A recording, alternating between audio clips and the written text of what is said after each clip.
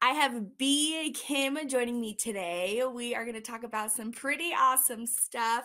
I'm so excited to be chatting with you. Hello, hello. You have been incredibly busy and you have been traveling back and forth. So finally, you kind of have a spot to kind of hang out for a couple, right? Yeah, I'm Yeah. gonna I've the official comps and, like, the World Cups are over, so I Yeah. get to be home for a little while. First comp after the new year was, the Locks Open, which I ended up having a really good result, placing 2nd, so that was super exciting, a great way to start the new year. And then after that, we went over to X Games, where I had my first X Games debut, and that was a lot of fun. I mean, the energy at X Games is just it's crazy, and, um, I've, like, dreamed about that event for a while, so that was another super fun event.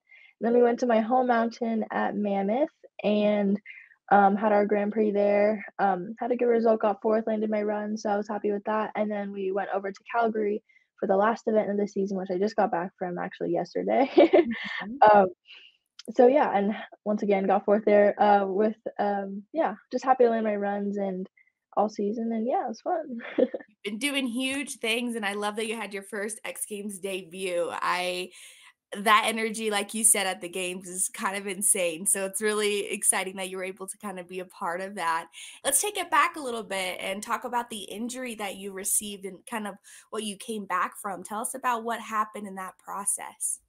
Yeah, I last year before the locks open, I injured, like, my lower back area, Mm, and that was rough because it was, like, my first season, on the World Cup circuit, so I was super excited to get and doing all the comps, but it really allowed me to, like, take a step back from snowboarding and watch the other girls compete and then really wanna get back into it, once I got healthy, mhm. and, yeah, it just allowed me to have a different outlook, on just snowboarding in general, I feel like, and it just made me grow as a person, as an athlete, so while it was unfortunate, I feel like I am slightly grateful for it, because I was able to grow.